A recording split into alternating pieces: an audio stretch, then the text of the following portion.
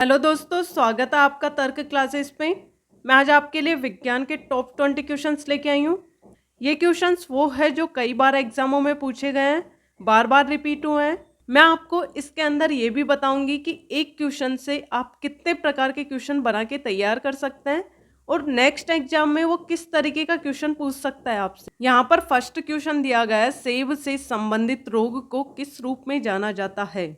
Option दिए गए हैं फायर ब्लाइट, रेड रस्ट रोग, टिक्का रोग, ग्रीन ईयर रोग। इसका आंसर हो जाएगा फायर ब्लाइट। यहाँ पर एक क्वेश्चन दिया गया है, मैं आपको एक क्वेश्चन से 4 तरीके के क्वेश्चन बताऊंगी कि 4 तरीके के क्वेश्चन इसमें किस तरीके से पूछेगा। सेकंड ऑप्शन है रेड रस्ट रोग। ये आपसे पूछ सकता है कि किससे संबंधित हो जाएगा, तो ये चाय से संबंधित होते हैं, ये आपको ध्यान रखना है। फिर यहाँ पे थर्ड क्वेश्चन बन के तैयार हो जाएगा कि टिक्का रोग किससे संबंधित होता है, तो टिक्का रोग हो जाएगा मूंगफली से संबंधित, ये भी आपको याद रखना है। फिर दिया गया है ग्रीन ईयर रोग, इसको हरित बाली रोग भी कहा जाता है और ये बाजरा से संबंधित हो जाएगा। तो यहाँ पर 3 तरह के क्वेश्चन बन के तैयार है। यहाँ पर क्वेश्चन सेकंड दिया गया है, नेफ्रोलॉजी के साथ क्या जुड़ा हुआ है। ऑप्शन दिए गए हैं जिगर, फेफड़ा, गुदा, ग्रहणी। तो इसका आंसर हो जाएगा गुदा।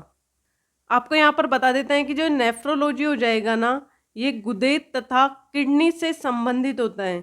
यहाँ पे आपको किडनी भी दे सकता है, किडनी या वृक्क। आपको यहाँ पे गुदे का वर्क बता देते हैं कि गुदा क्या काम करता है।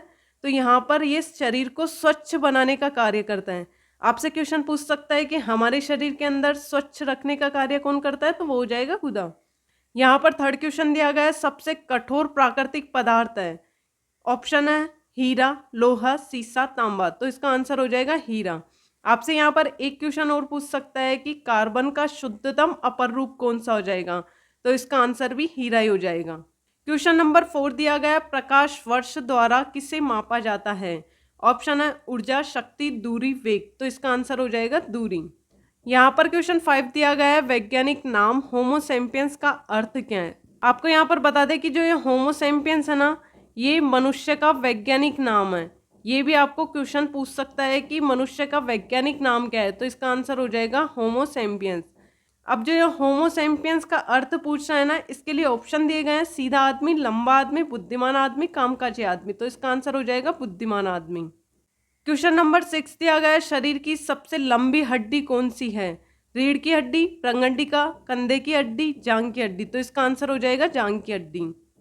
आपसे ये पूछ ले कि शरीर की सबसे लंबी हड्डी का नाम बताइए, तो इसका आंसर हो जाएगा फीमर। ये हमारी जांग के अंदर होती है, ये भी आपको ध्यान रखना है। और यदि आपको दूसरा क्वेश्चन ये पूछ ले कि सबसे छोटी हड्डी कौन सी है हमारे शरीर की, तो इसका आंसर हो जाएगा स्टेपीज।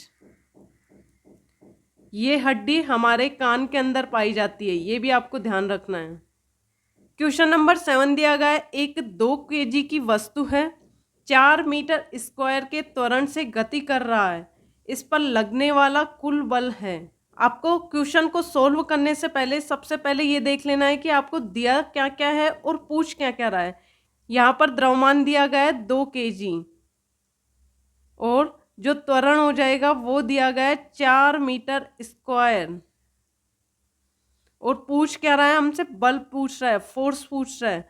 तो बल का फॉर्मूला क्या हो जाएगा, F बराबर m इंटू ए, द्रव्यमान इंटू त्वरण। द्रव्यमान दिया गया है 2 और त्वरण दिया गया है 4।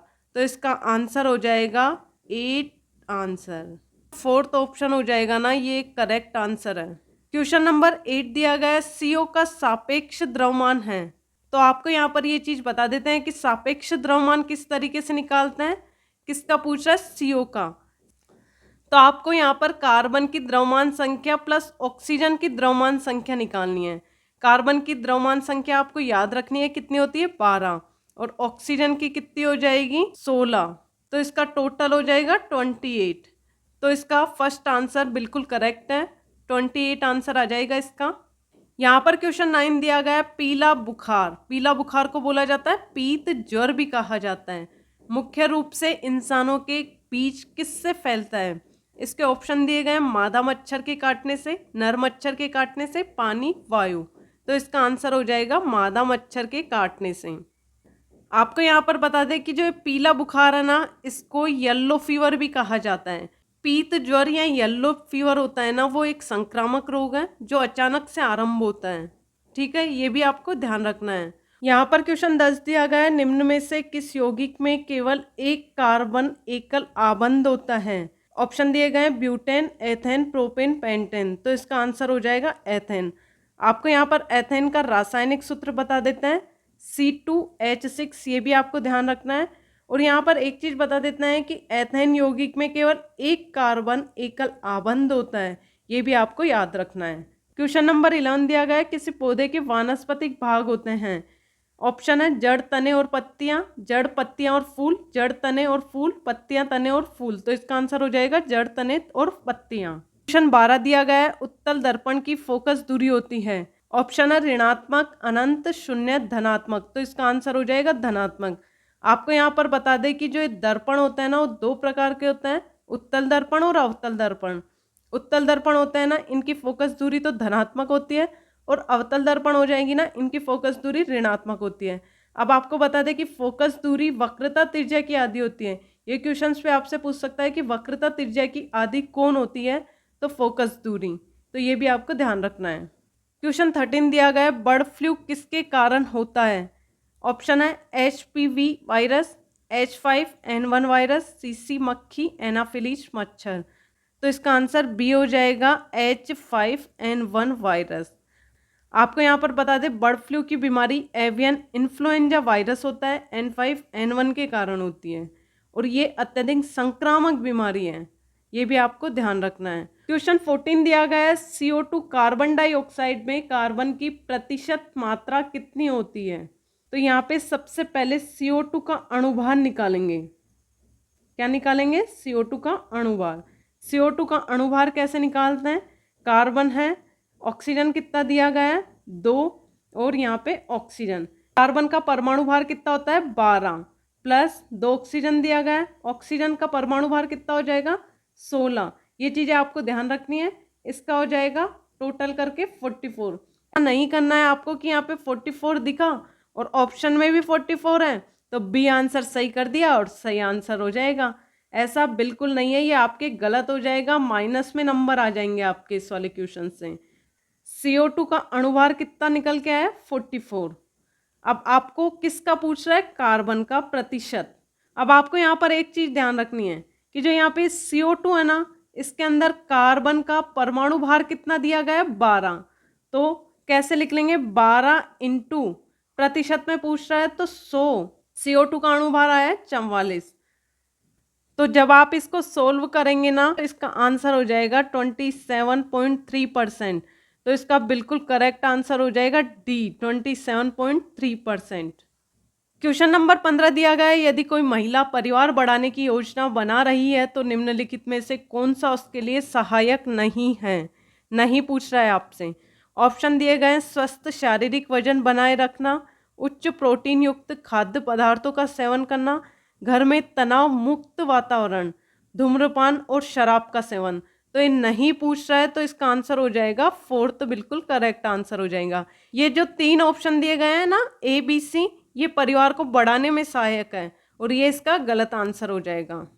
क्वेश्चन नंबर 16 दिया गया है, 30 किग्रा द्रव्यमान की एक वस्तु 5 मीटर सेकंड के एक समान वेग से घूम रही है, तो वस्तु के अधीन गतिज ऊर्जा क्या है। जब भी आपको क्वेश्चन इस तरीके से पूछे तो आपको सबसे पहले तो देखना है कि हमें दे क्या क्या रखा है और पूछ क्या रहा है। पहले उनको एक साइड में लिख लीजिए। अब यहाँ पर देखते हैं, द्रव्यमान दिया गया है, वो दिया गया है 30 kg, और जो चाल दी गई है ये दी गई है 5 मीटर सेकेंड। आपसे पूछ रहे हैं यहाँ पे गतिज ऊर्जा, काइनेटिक एनर्जी पूछ रहा है, तो काइनेटिक एनर्जी निकालेंगे तो काइनेटिक एनर्जी का जो फॉर्मूला हो जाएगा वो हो जाएगा हाफ mv²। तो इसको किस तरीके से सॉल्व करेंगे? हाफ लिख लेंगे, m का मान कितना दिया गया था? 30, v हो जाएगा 5 × 5। तो ये कितना हो जाएगा? इसको सोल्व करेंगे तो इसका जो काइनेटिक एनर्जी निकल के आएगा वो निकल के आएगा यहाँ पे 375। अब आपको यहाँ पे ऑप्शन दिए गए हैं 4 4 375, तो आपका दिमाग यहीं पे सटका जाएगा कि यार क्या करें। तो आपको ये चीज़ देखनी होगी कि गतिज ऊर्जा का ऐसा ही मात्रक क्या होता है यदि ये आपको ध्यान है तो आप ऑप्शन सही लगा पाएंगे, यदि ये आपको ध्यान नहीं है तो पूरा का पूरा गलत हो जाएगा। जो तो यहाँ पे बता दें कि जो गतिज ऊर्जा का एसआई मात्रक होता है वो जूल होता है, तो इसका आंसर हो जाएगा करेक्ट आंसर बी। तो ये चीज़ आपको ध्यान रखनी है, वरना आपके साथ ये हो सकता है कि आप पूरा फॉर्मूला लगा के क्वेश्चंस को अच्छे से सोल्व कर लेंगे, बाद में आपको पता चलेगा कि यार इतना सोल्व किया और इसका आंसर भी आप गलत लगा के आ गए, यदि आपको इसका ऐसा ही मात्रक याद नहीं होगा तो ये चीज़ें भी आपको ध्यान रखनी है। क्वेश्चन नंबर 17 दिया गया है, सारोलॉजी का अध्ययन है।